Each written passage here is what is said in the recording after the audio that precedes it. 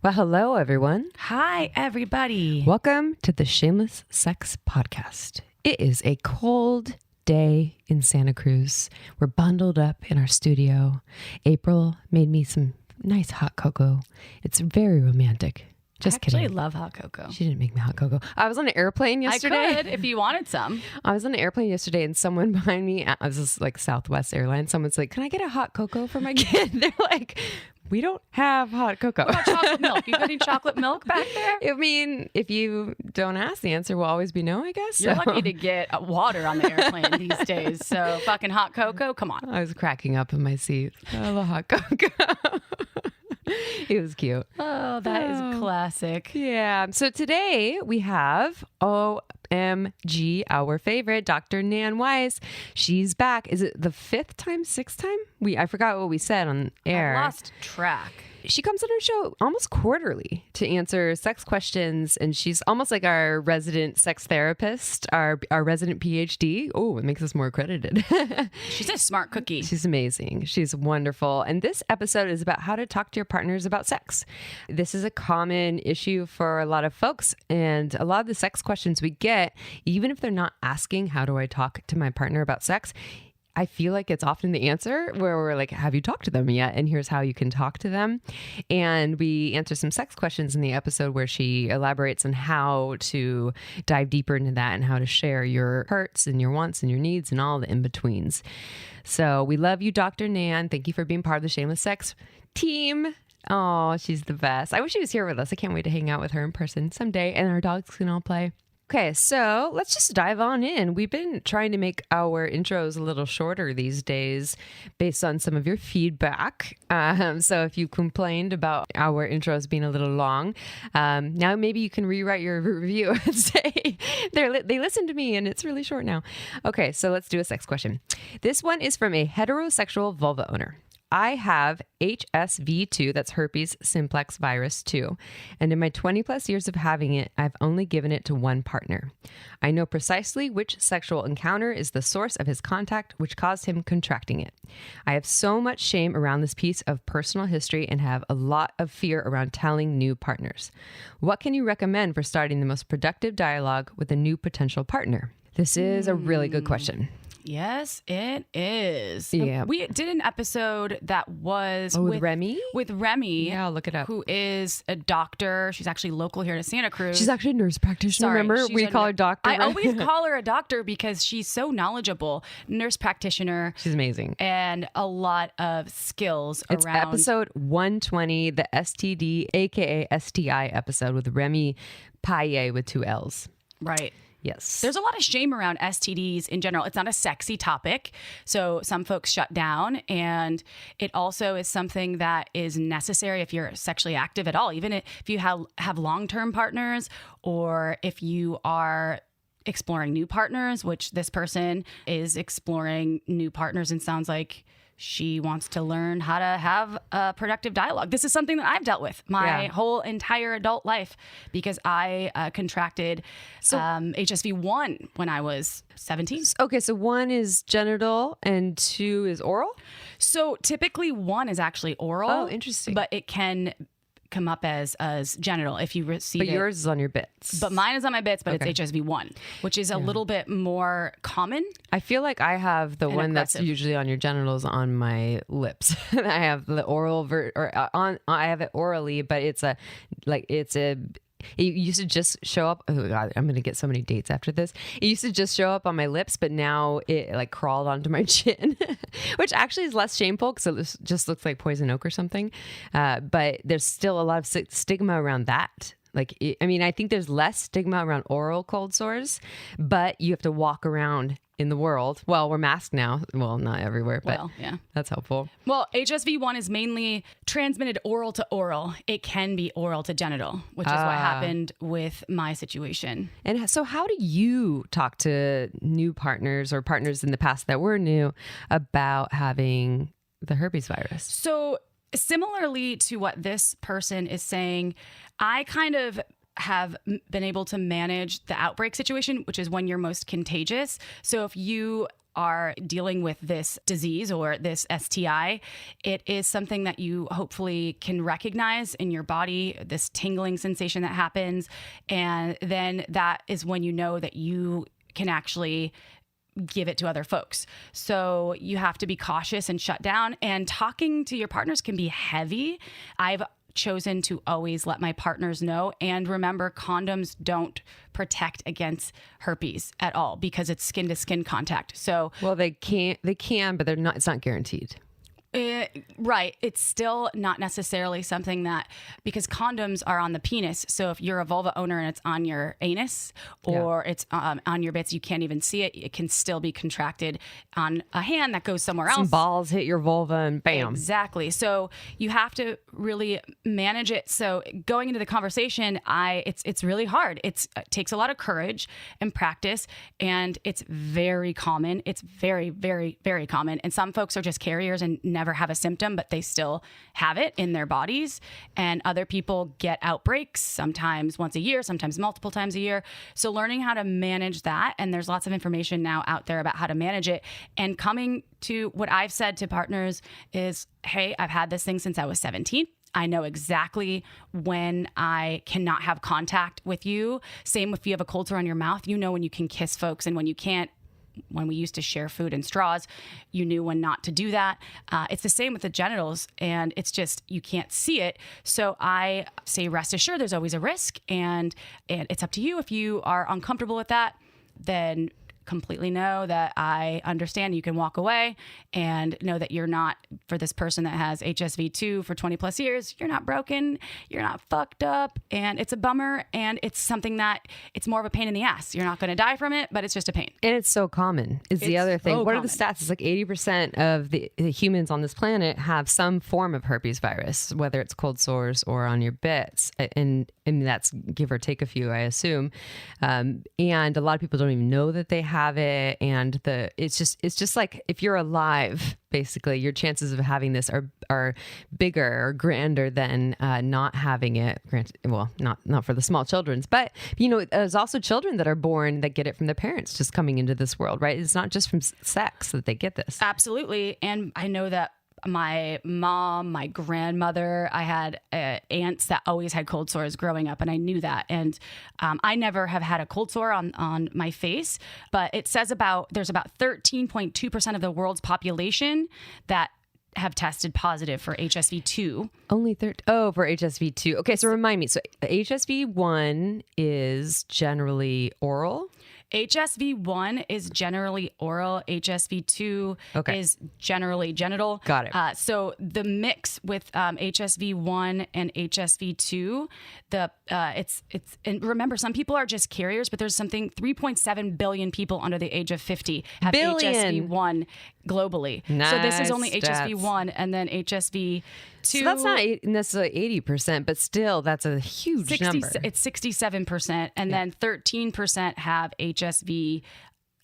So 67 with HSV1 and 13% with HSV2. Well, let's take that into consideration, how normal this is and how common this is. And so it's interesting that we would have stigma around something that is so common, and it's more common than not having it. But the stigma is about that and not the not having it piece. But it's because there's this thing that you now have to deal with that other people might not want. So I have found with someone who has oral cold sores, if I were to share that with a partner, hey, so I have this thing that happens on my lips, and I know how to manage it. I have a prescription for the minute I feel there's an issue. I also know the diet protocol when I feel like I'm about to get an outbreak, which is very rare these days because I've done a lot of work to kind of overcome it and make it go dormant in my body. The diet you want to do is really high in lysine and low in arginine. And I won't go into a lot of detail about it, but if you Google high lysine, low arginine diets, it'll give you a list of the foods that you can eat or that you should eat that is better for you. And you do that for like 2 to 3 days in the beginning, and it kind of kills it. And so I tell my partners, I understand what it feels like. I'm not going to kiss you if I feel like it's happening or it is happening. I will be honest with you. And I know how to manage it. And that's all I can really do. So do you still want to make out with me? No one has ever said, I don't want to make out with you yet, but they could.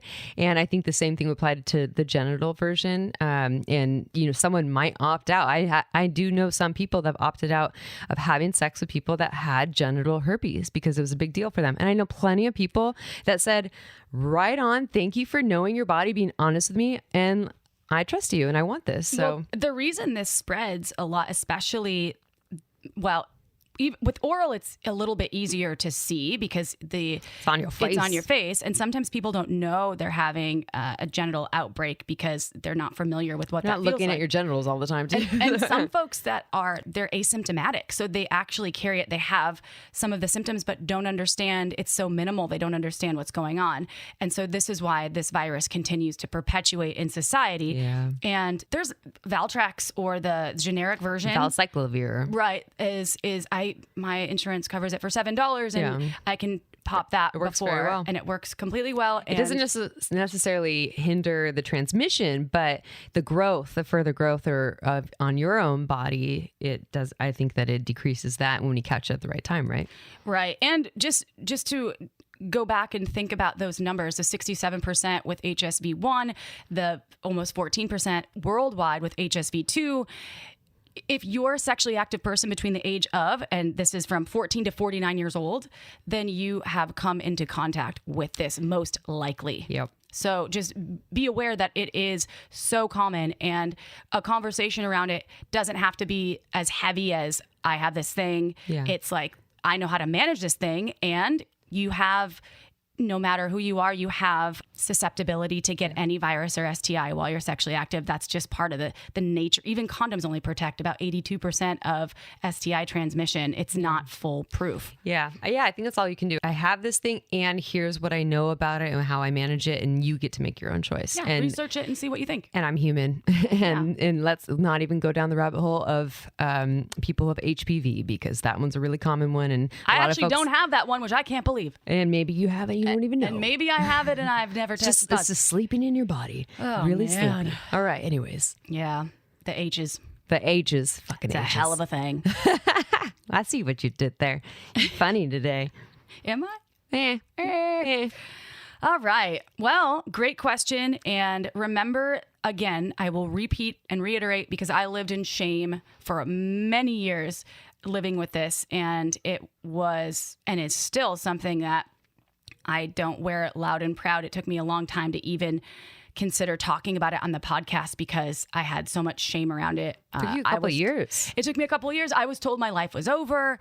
I had an ex-boyfriend that said no one will ever have sex with me. No one will ever love me. And I did believe that for a long time. But I have lived with multiple long-term partners that have never had a trace of it, never tested positive for it ever, even after 6 or 7 years with them. So that being said, there is always risk. However, as long as you are smart about it, you will be just fine. Blessings to you. Blessings. All right. Go be honest with all of your future partners. Do it. Honesty is it's the golden key. Some people find it hot too. They might want to have sex with you even more. Fuck yeah. Hey. Okay. You ready for a bio? Yeah, girl. Nan Wise, PhD, is a cognitive neuroscientist, professor, licensed psychotherapist, certified sex therapist, board-certified clinical hypnotherapist, and certified relationship specialist. She is the author of the book Why Good Sex Matters and has contributed her expert opinion to outlets such as National Geographic, The Atlantic, Time, Glamour, Women's Health Magazine, The Washington Post, HuffPost, Romper, and Bustle. To learn more, visit Ask Dr. Nan. That's AskDoctorNan.com. Hey everyone, I'm going to invite April to intro this episode by singing a lovely song by Salt and Pepper called Dr. Nan, Dr. Nan, Dr. Nan, what a mighty fine Dr. Nan. No. Oh, sorry. Let's talk about sex. Let's talk about sex, baby, with Dr. Nan, maybe. Let's talk about all the good things and the bad things that make Let's talk about sex. Dr. Nan. Oh, with I like that Dr. Nan, what a mighty fine Dr. Nan. But that's not Salt and Pepper. good. That was... No, yes, it is. No, it's not. That's not. That is En Vogue. Oh, So- what a man. Yeah. So anyway, Oh, yeah. she totally put me on the spot, everyone. I wasn't expecting either. Yeah, of we those didn't plan things. this. So there Sorry. you go. All right. Anyway, so this episode with Dr. Nan, which actually this isn't, you probably heard this in the actual intro. So we normally I'd be like, it's interview time, but I just really wanted to put April on the spot. Let's talk about sex specifically with our partners. Why is this so hard? How can we do this in more efficient, loving ways? And before we do so, welcome Dr. Nan. Is this your 75th time on our show? Yeah. How many times have you been on our show? I don't count because I'm just having the best time with you, and I love you and your readers so much I wouldn't sing along because my singing voice is not what I would like it to be.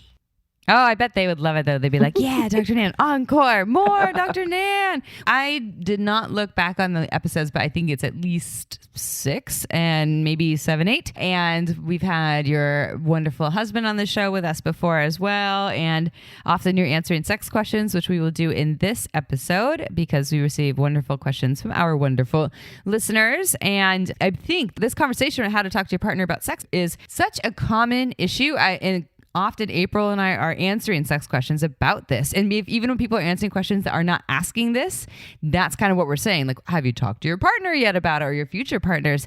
So I also want to say, just to interject for just a moment, I sometimes struggle with talking to my partner about sex or partners in the past, even with all the knowledge, because we are still learning. We are all students in this life. And Dr. Nan is probably one of the most resourced humans that we have on our show. She's just got all of the credentials, which will be a segue into the first question. So I just wanted to say that. Yeah. So I am just as much of a student as all of you.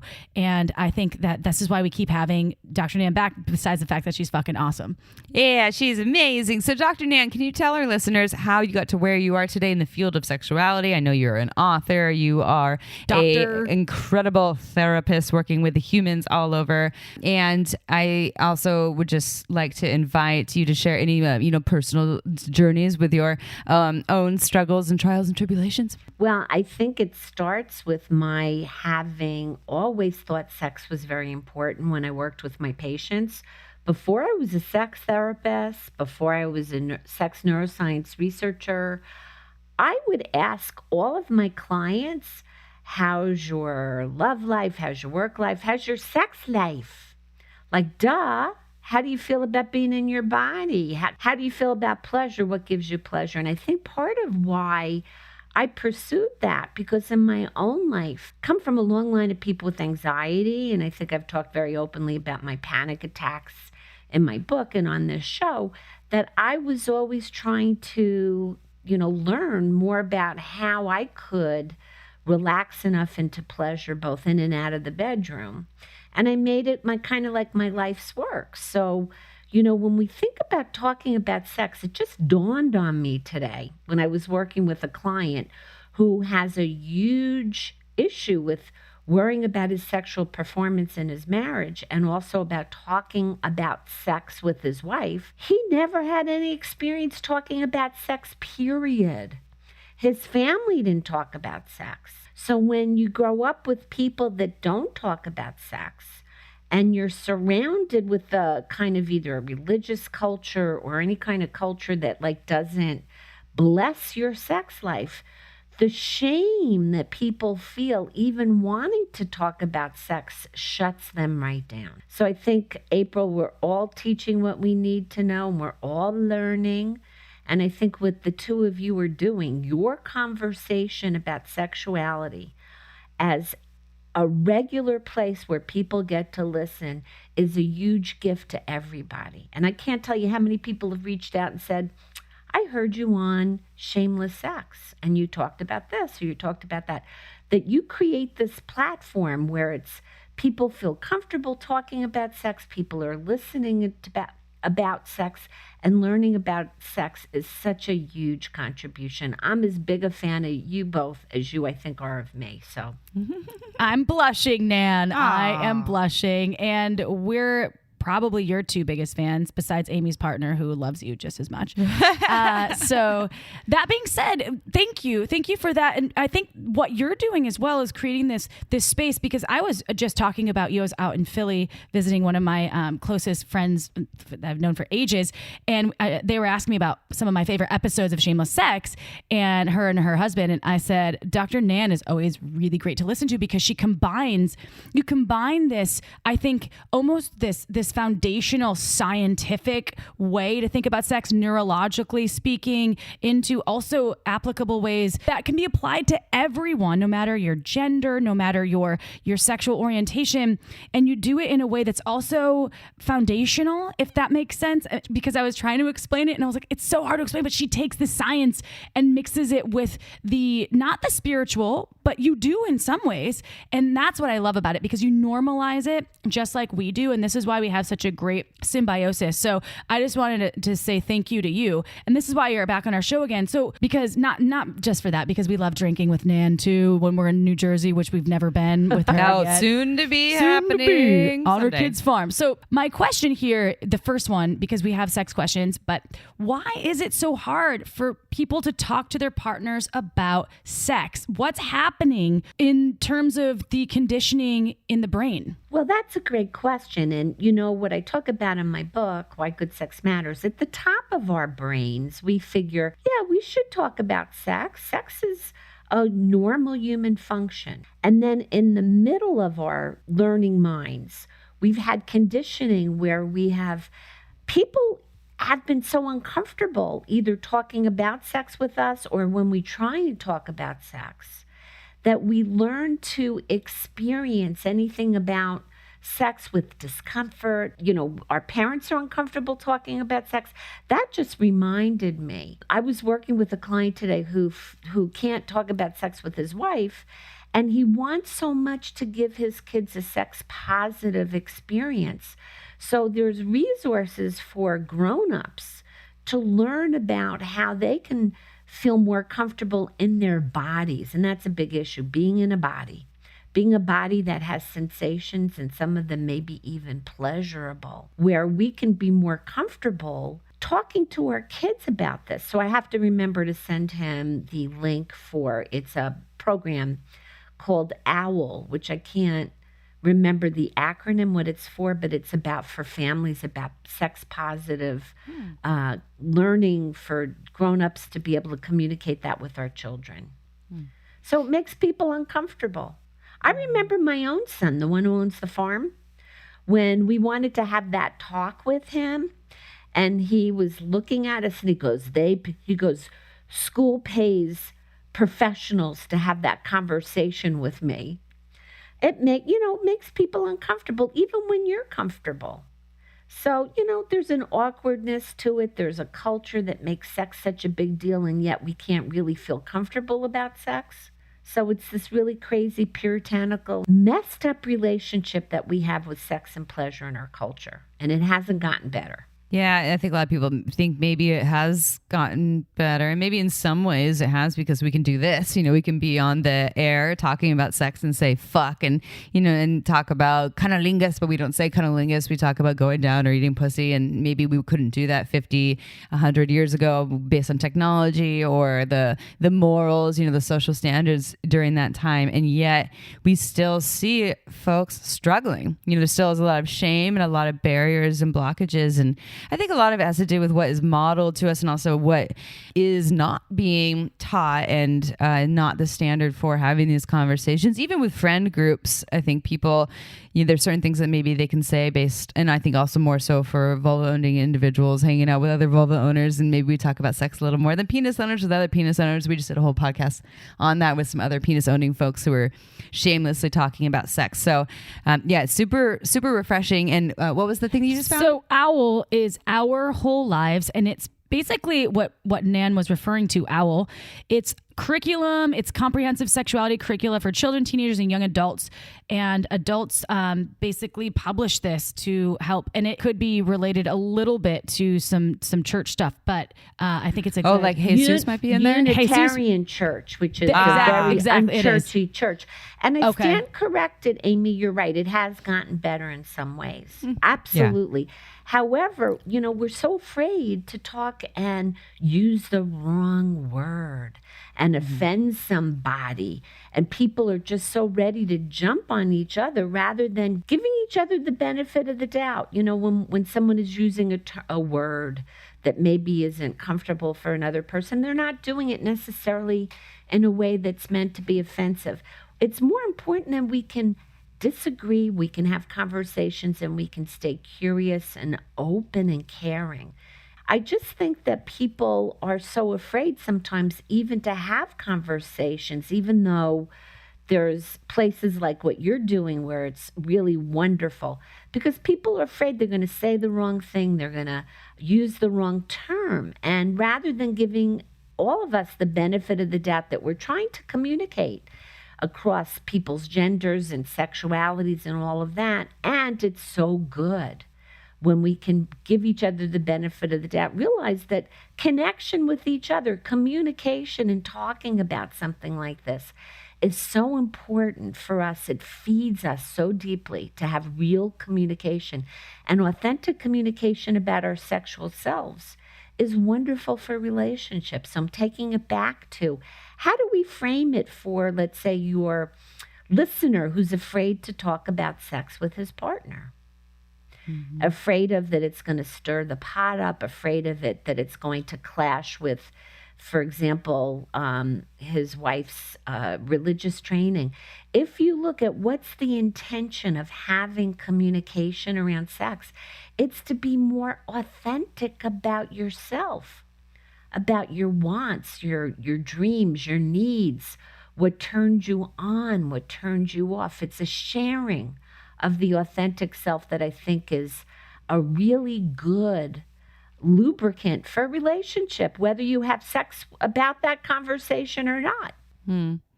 Yeah. And so with that, I'm curious about some of the tools. Then I know that you're saying you're giving people the benefit of the doubt, and there's some kind of little hints as to the things that we can do to maybe make it an easier conversation. But what are some tools in making talking about sex easier with our partners or lovers? So I would suggest that before we do that, before we launch into the conversation, that we frame it in the way to say, gee, honey, there's some things I'd like to share about my sexual self.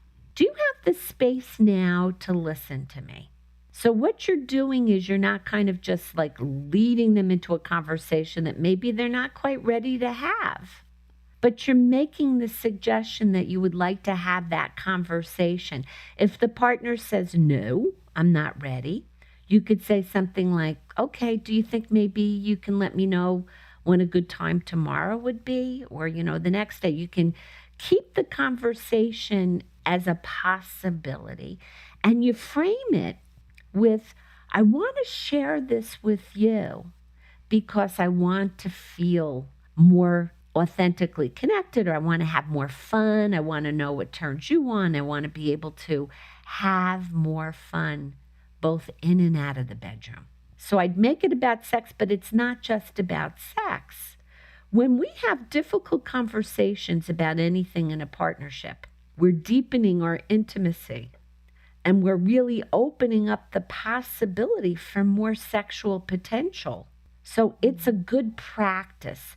Partners that do well together really do take the risks to be able to talk about what's uncomfortable, and then they're being authentic, they're being vulnerable, which is inviting intimacy.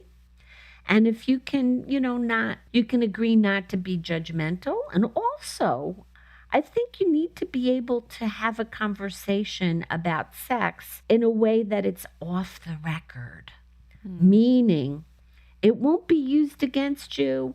You're not saying that you have to do these things that you want. It's couples that can do that in general, who can really talk deeply with each other and listen deeply. It's kind of an extension of active communication which is a really good tool for couples to be able to really listen in and really hold that space as sacred. That makes it safe. And when you have a safe space, you can explore. So you're talking about kind of setting up a container or a space. So when we talk about sex, I'm going to kind of ask for permission first, I'm going to directly ask for permission. Is now a good time? Okay. If now is not a good time, I'm not going to say, okay, never mind. I'm going to say, okay, when tomorrow? And actually, as you started saying, I was like, oh, what if someone were to say, okay, let me know when, and then what if they never say anything? But I like how you were like, how about tomorrow or the next day? Like, this is important to me. So I'm in the next couple of days. Can you tell me when is a good time? So you're asking that permission piece. Then when it's a good time, you're saying, what I'm hearing is we're setting up a little bit of an intentional safe container where everything here is sacred. We're not going to use this against each other. And we're being intentional about the way we are communicating. And we're really going into that with open ears to really listen to each other. Okay, time for a quick break. This podcast is free to you because of our carefully chosen sponsors who create things we love, like Dipsea. Life is full of stress and pressure. Emails, laundry, groceries, the list goes on. But it's a new year, so why not try something new and put pleasure as your top priority? Dipsea is an app full of sexy audio and written stories to get you turned on, wellness and sleep sessions to help you wind down and drift off, even games to help you connect with your partner. No matter who you're into or what turns you on, Dipsea can bring you what you need, anytime, anywhere. I love drifting off to one of Dipsea's bedtime stories or relaxing soundscapes, and then waking up and doing an erotic meditation or a sexy self-touch exercise. I get to explore myself and my fantasies in a safe and shame-free way. Plus, there are hundreds of stories to choose from, and they release new content every week, so you'll never get bored. And for our listeners of the show, Dipsea is offering an extended 30-day free trial when you go to dipseastories.com/shameless. That's 30 days of full access for free when you go to dipseastories.com/shameless. dipseastories.com/shameless. Close your eyes and get lost in a world where pleasure is your only priority. This podcast is free to you because of another one of our incredible sponsors, Like a Kitten. Has your sex life fallen into the same old dull routine? Bring that spark back with a fun, sexy box from Like a Kitten.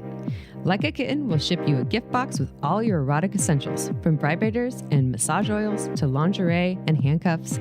With their BYOB box, aka Build Your Own Box, you get to choose one item out of each of their 6 categories: toys, beauty products, lubes, games, sexy accessories, and lingerie. Within each category, you have 8 or more products you can choose from, so you can build an experience that's customized to your specific desires. This box has everything you need to spice things up again. And what's amazing is that the box only costs $79. Some of the vibrators alone retail for $79. So the entire box of 6 gifts is a total steal. Right now, Like a Kitten is offering our listeners 20% off and free shipping when you go to likeakitten.com/shameless or enter code shameless at checkout. Just go to likeakitten.com/shameless or use code shameless to get 20% off these incredible boxes. likeakitten.com/shameless. The link is in the episode's description. All right, back to the interview. We have some sex questions here too from some listeners that we will dive into. But my question is, some people feel really lost. I'm not phrasing this as a question, but some people feel really lost as, how do I do that though? You say, be intentional, listen, but how do I do these things? Maybe they think they're a great listener and they're not, or they aren't a great listener, or they feel like they listen, but then they interrupt, or their partner interrupts them. What are some guidance on how they can navigate that space? Well, you can ask the partner, what do they need? What do you need so this would feel like a fun place for us to explore this without any kind of obligation? I think what scares people about talking about sex is that they feel like if they've discussed it, then they've got to do it. They're making this somehow a commitment. So there is no kind of idea that this is just exploring together. So you can ask your partner, like, there's some things I wanted to discuss about sex. How would that feel for you? What would make it relaxed and safe for you, or to feel like it would be fun to explore? Or you can share with your partner and say, there's some things I just want to talk about. And I'm making it clear that I'm not making any demands. I'm not trying to railroad you into something that maybe you're not interested in. I just like to explore. I want to penetrate your psyche with my psyche, and I want to learn more about you, what turns you on, or what you want. What's like, how's it going for you? It's fun. It can be fun to go to those scary places together. We can be excited. It doesn't matter how long you are with somebody. You can be married for 40 years like I am. You don't know everything about that person's hopes, wishes, and dreams, their sexual selves, because we're always evolving. So to ask I could say to John, hey, how are you feeling about sex with me lately? How are you feeling about, is there stuff that you want to explore or talk about? What's up for you? It's an invitation. It's a bid for connection, which is good for relationships. The invitation piece, I think, is huge. And I just want to just give light to something. So I sometimes, when I interview, and Amy and I do, people that have really great advice that I write notes on, which I was doing during this dialogue between us. I make notes because I tend to get lost in the heat of the moment, right? So all of the tools go out the door when I'm trying to communicate something in a sexual moment or in a triggered moment, and that's why referring to these things and becoming your best self, where you have to slide into your real adult role. Sometimes an adult sounds boring, but making it fun at the same time, where it's an invitation. It's not a call to action or a demand. It's an invitation, which I think is hard to do sometimes when it's really important to you.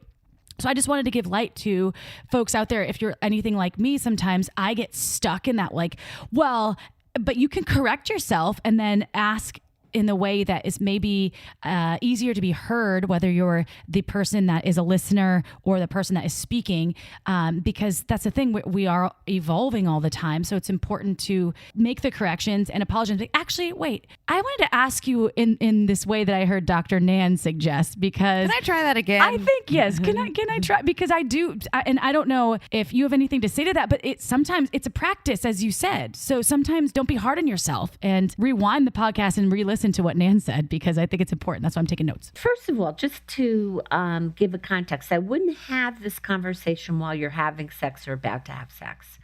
And you might not even want to have it in the bedroom. You might want to create it as a container someplace else, so that it's not kind of feeling like, oh, we've got to go and do sex now. Like in a safer context. And as far as what you said, April, one of the reasons why it's so good to have regular, safe communication with partners about anything and everything, as we speak, we hear things in ourselves that then we might say, well, that's not exactly what I meant, or that's not really how I'm thinking about it. Now that I hear myself speaking, what it's about for me is more of this, So, giving ourselves the time and the luxury of kind of like foreplay in communication, meaning we're not rushing to get to some kind of, complete understanding of the partner or some sort of plan for going forward. It's really being able to ease into the experience of enjoying that back and forth, that listening and being listened to, is really a very wonderful way to get attuned to the partner. Yeah, that's really good. Sometimes people's experiences can also take over, because I am a heady human when I get into what I'm trying to say, and I'm like, wow, they're really not getting what I'm saying right now. And then sometimes it takes a moment. So just dropping in with patience is good. And yeah, I love your advice. We're going to get into a sex question, but I wanted to add a piece to that, because I thought it was important. No one's perfect. Remember that, everyone. We don't have to do things perfectly. It's an evolution of a relationship. It's an evolution in yourself. And I think that's an issue in relationship when we hold a partner to being perfect or doing perfectly. Yeah. Like if you don't say things perfectly, it's so much pressure. So not going to go down the rabbit hole. Or going into the you always, or you never. You never do it this way. Let's leave those things out. Yeah. That's not nice. Let's do the sex question. All right. Ready, Dr. Nan? So the subject is, I'm afraid to talk to my wife about my sexual desires. It's from a 50-year-old cis male. I used to believe anal sex was either taboo or only for gay men. However, now that I've learned about prostate orgasms, I'm desperate to get pegged, but I'm afraid to talk to my wife about it. I've been married more than 10 years. I have 2 young children. I'm afraid if I share, she will reject me and my desires and maybe ruin my family. What do I do? Well, first of all, take a deep breath. And I always say to people that our come from is important. If we're really anxious and we're anxietizing energetically in the room, our partners pick that up. So even if his wife is not going to be agitated by the actual nature of the question, his tension, his anxiety about this can be almost contagious. So first of all, I think coming to terms with that, number one, it's okay for him to want this.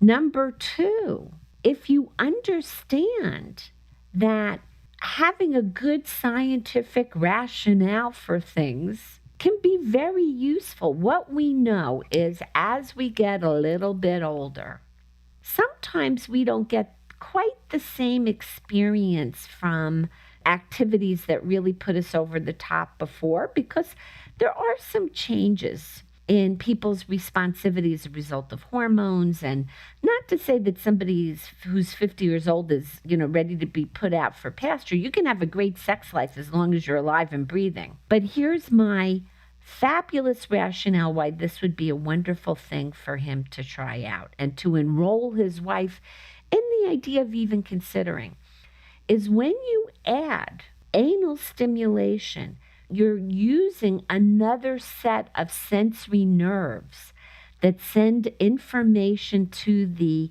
place in your brain that processes sensation and reward. So, by adding the anal stimulation and kind of stimulating his prostate, he's going to increase his capacity for experiencing pleasure.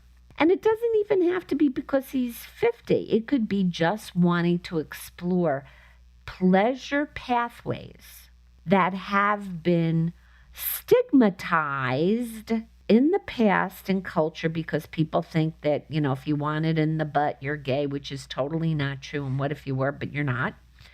And this is a way, first of all, understanding in relationship that if we give our partners the benefit of the doubt and we come from it in a more relaxed, playful, and curious way, that becomes contagious. So if he's more relaxed, if he's come to terms with that what he wants and what he needs really needs to be as important to his partner as what she wants and what she needs is important to him. Right? So there's that kind of, one of the things we know about good relationships is people make what their partners want and need as important as what they want and need. So right there, his being willing to ask, one of the big mistakes people make in relationship is they don't take a stand and ask for what they want or need. And he's making an assumption that she's going to be very closed-minded. She might or she might not be. But he's not giving her the opportunity to feel her way into this and to get curious into it. Maybe she would like some more sexual pleasure too. And maybe by starting up this conversation, and again, I would say that one of the important things is, I know he wants this. He really wants to experience prostate stimulation. He needs to take a step back and think about, instead of making this that he needs it, he wants it, that he can think about enrolling himself in the idea he can make the suggestion. You don't always get what you want. Rolling Stones. But if you try sometimes, you might get what you need, right? Nice. And he's presupposing that she's going to be shut down about it. And if she is, they can deal with that. There are worse things. You know what the biggest risk to relationship is? Not taking a risk. When you don't take a risk, if you don't ask for what you want, if you don't try to explore stuff, you go into being in a coma in a relationship. And people start to shut down. You're not learning together. You're not exploring together. And then you're not challenging yourself or your partner. He needs to maybe give her a little bit more credit. And even if she gets upset, she might get upset. And they can talk about that too. Does that make sense? Yeah, totally. And I think what a lot of people are afraid of is if I share this thing that I'm desiring more of, that my partner will think that they're not enough too, right? So if I want to desperately get pegged, it means I'm not happy with the sex that we're having. And to me, I've been there and probably been on all sides of it, but I've been there in that fear. If I share this thing, they're going to think they're not enough. And I think that there's a way that we can do a lot of extra reassurance. And you did that already, Nan, too, by the way. But ways we say there's nothing broken here or wrong here. I think we're really good. And I have this other desire that just would add even more pizzazz here, right? So you're kind of selling it as like a bonus as to like, oh, there's a major rupture or problem here, which I think, and it's not selling like you're a salesperson because it's still authentic. But I think when we can share something out of being a bonus of enhancing connection or aliveness, as opposed to being coming out of a void or a problem, then it's a little more enticing as a partner. I don't know. What do you think? You raise a very important point, Amy. Whenever you talk about anything with a partner, start with 4 wins. What's really good? So, I've been really enjoying that, this about our sex life and that about our sex life. And this is true about any kind of conversation with a partner, is to start with what works and what's working well. And as far as kind of navigating this fear that he has about her judging him or shutting down. So another important thing to understand, which also creates sort of these differences that people have in terms of how much they like to explore or not, is that we have different erotic fingerprints. I talk about this in my book. So a person who likes to explore, like the gentleman who would like to experience prostate stimulation and to be pegged, is probably somebody who falls into the category of the explorer, who likes to really kind of learn and grow with their sex life. His wife might be more of the soulful lover, who it's all about the connection. And I think by people understanding that we're wired a little bit differently, just like we have different personalities, we have different sexual personalities. And so sometimes it can make us understand that it's not that we're not enough. It's our partners enjoy different kinds of things than we might. So it's not enough versus not enough. It's we're different. And I think most of what drives our issues in terms of problems in relationship is differences, core differences. So by being able to kind of understand that maybe I like to explore a little bit more than my partner, but it's not that she's wrong. She's just different. And to be able to accept the differences and also find some, shall we say, common ground, and that being able to work with the differences expands us all. Okay, time for a quick break. This podcast is free to you because of our amazing sponsors like Uberlube. Uberlube is a luxurious silicone lubricant that can enhance your sex and intimacy. Uberlube's unique formula is velvety, long-lasting, with no flavor or scent, and it feels absolutely incredible on the body. There are thousands of doctors recommending Uberlube to their patients because it's less likely to throw off your pH than most other lubes. So whether you want to make your hot sex even hotter, or you want to prevent dryness, take our advice and check out our favorite go-to, Uberlube. Uberlube isn't just for sex. I use it for massage, to tame my frizzy hair, to prevent chafing, even for oral sex sessions. I love how it comes in a beautiful bottle with a pump top for easy access, appearing more like a cosmetic product so you can leave it on your nightstand shamelessly. Uberlube is without a doubt my favorite lube, and countless listeners agree, often stating, "We never knew lube could be this good." To learn why we think it's the best lube on the planet, check out uberlube.com and use code SHAMELESSSEX for 10% off and free shipping. Again, that's uberlube.com. Use code SHAMELESSSEX for 10% off and free shipping. This podcast was also made possible by OMGYes.com. OMGYes combines scientific research of real vulva owners so you can learn shame-free techniques on how to pleasure the pussy. OMGYes studied 20,000 plus people of all ages and turned the research into animated modules, short videos, and beautiful infographics that are tasteful and easy to understand. Whether you want to learn about external pleasure, internal stimulation, or techniques with toys, OMGYes can help you master vulva pleasure. Let me tell you, I've been recommending OMGYes to my clients for years, and it's been changing their lives because knowledge really can activate your pleasure power. OMGS is for anyone who cares about vulva pleasure and wants to take it to the next level. OMGS can help you become a sexual strategist by equipping you with the tools you need to unlock your pleasure potential.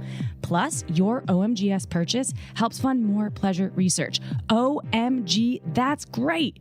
Only pay once, and these techniques are yours forever. That's right, this is not a subscription service, and you don't need to download a thing. So go to omgs.com/shameless to get 10% off when you purchase any OMGS season. Again, go to omgs.com/shameless to get 10% off right now. Time to pursue your pleasure. And now, back to the show. When you said explorer, I don't know if you were picturing someone with like a headlamp on their head. So they were like a spelunker? Yeah, but like they're like deep in the pussy or something. Like, let me get in there. And I think it probably came from the last podcast we were just recording with the guys from Hard or Soft Podcast, and they're talking about wearing double dildos on their chin and things too. Whoa. It's interesting. I'm looking at these two sex questions that we have, and they're both from people who identify as men who are married with children, actually. So, and I want to just let listeners know who are listening to this that we do get this same sex question from vulva owners, from cis women who are saying, I desire more sex or more variety in sex. I just don't want to put us in that narrow category that it just like comes from this perspective, that is not just penis owning, testosterone driven people that are feeling this way. So with that, I'm going to dive into this next question, which, and Nan, I think you have a lot of great points that will carry over into this next one too. And so this is from question 2, man in passionless marriage with children. He's not married to the children, by the way, he just has children. I love my wife and we've been together for almost 20 years. However, our sex life is on life support.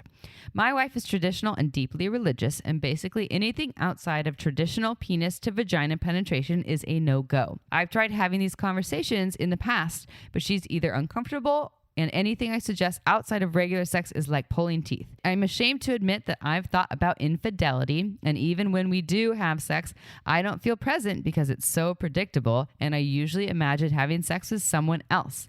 I've thought about voicing my frustrations and broaching the subject of an open relationship, but I know what the answer will be. I really feel like my only options are leaving or cheating. I don't want to do anything to hurt my wife or children, but I'm not sure what other options I have. Ooh. Great question. And I'll tell you, I hear this so much. What I will say to this is the kind of open relationship this couple needs is not open with each other, it's open with each other. Ooh. So what he needs to do is take the risk to tell his wife, and it's actually his job as a partner, to let her know how important being able to explore something other than the regular penis, vagina, like missionary orgasms and the man on top thing, that he's at the point where he is so frustrated and having a hard time being present. He owes that to her before he acts anything out. And why throw out the baby with the bathwater? What I have learned from the years of working with couples is usually when somebody acts out or they throw the baby out with the bathwater, it's a disaster.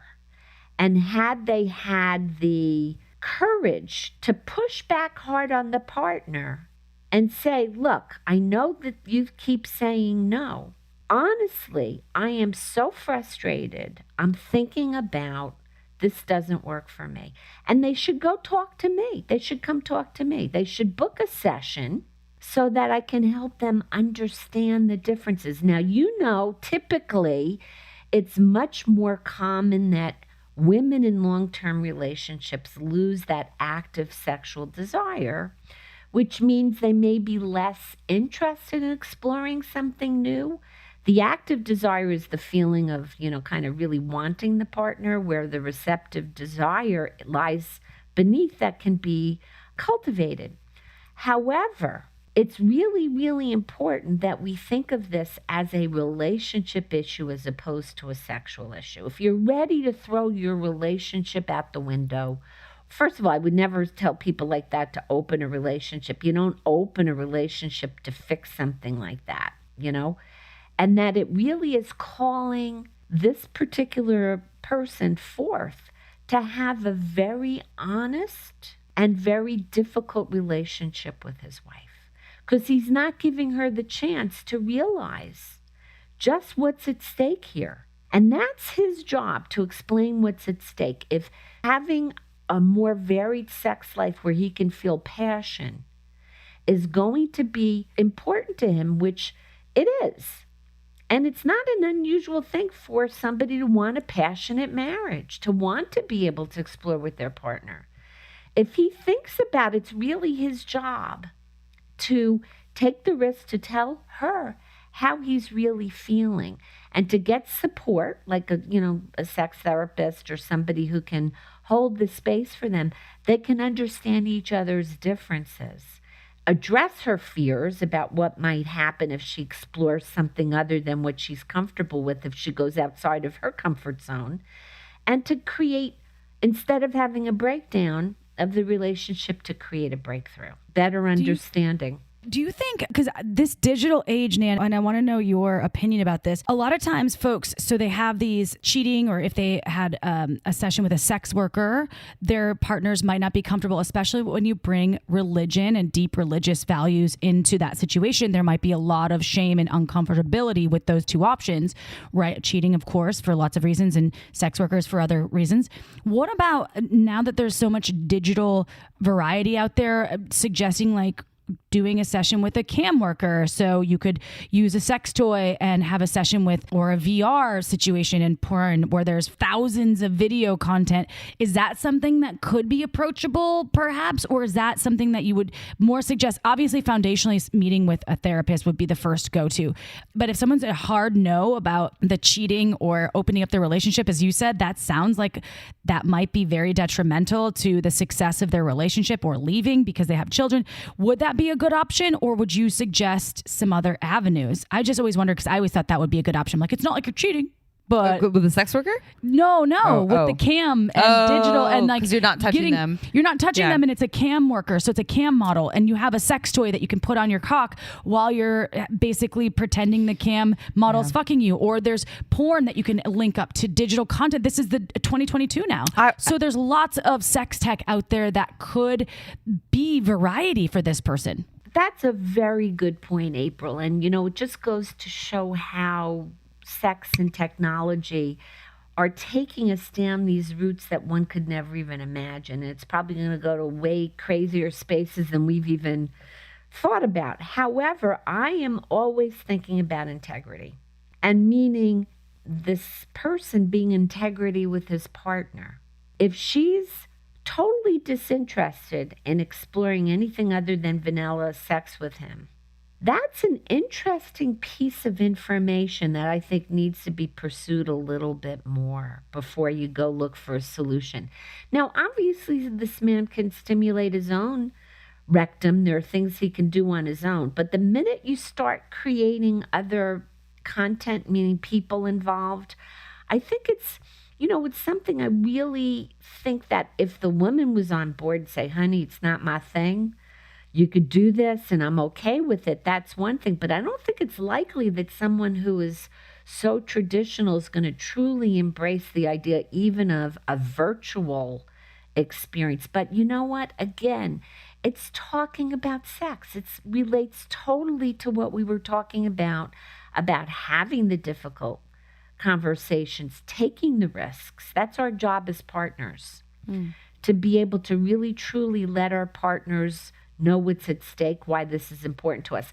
And I also would suggest that he give his partner a copy of Shameless Sex, which is that wonderful book by Pastor William Staten that actually talks about all the the crap that people learn that they conflate with religious practices about sex that's totally not really founded in true religion. You know, where religion has some real hang-ups that they are communicating, but that's not really part of the religion per se. It's more about the culture around the religion.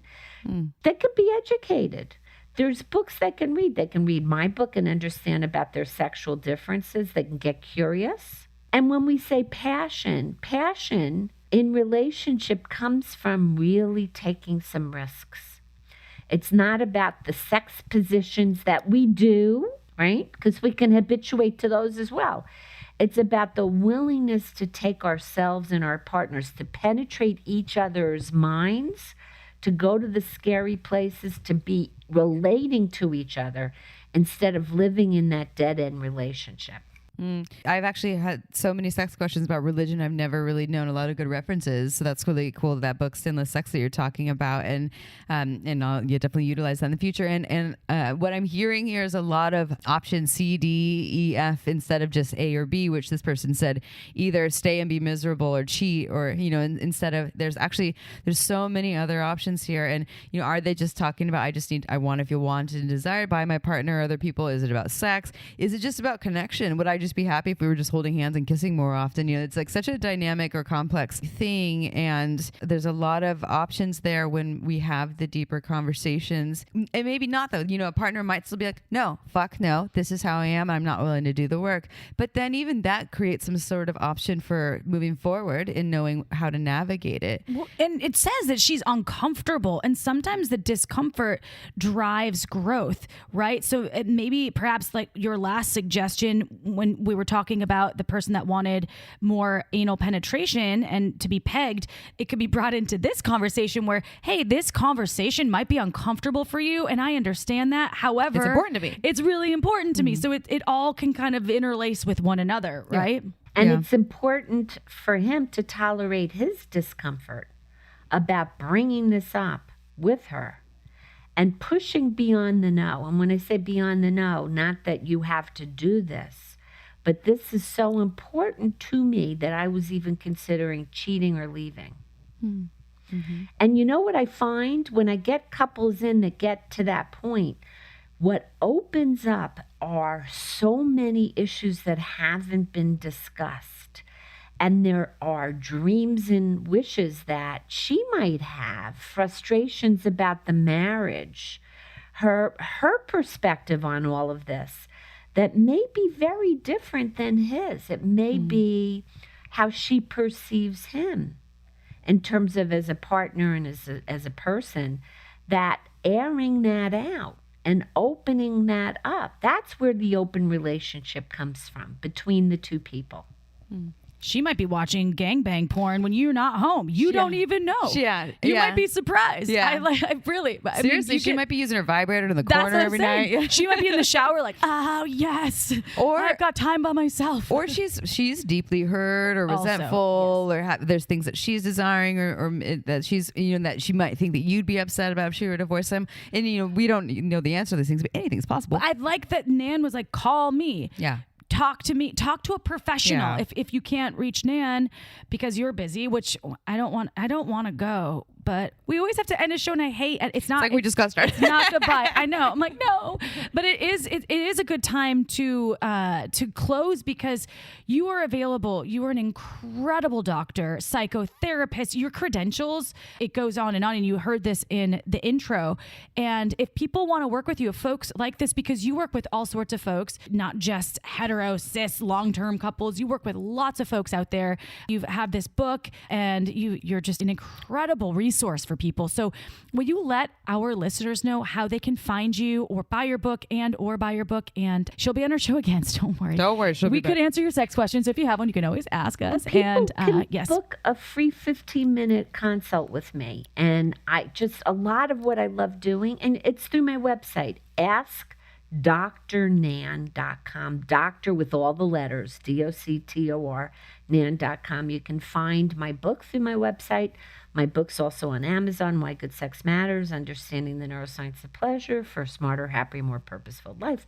And what I find is sometimes people call me up we have a brief conversation, and it opens the door for them to think a little bit differently. Sometimes we need to get out of our frames. We get coaching for everything these days. People have exercise coaches, trainers, people get all sorts of input on all sorts of things. Relationships and our capacity to connect and have pleasure with each other is probably the most important thing.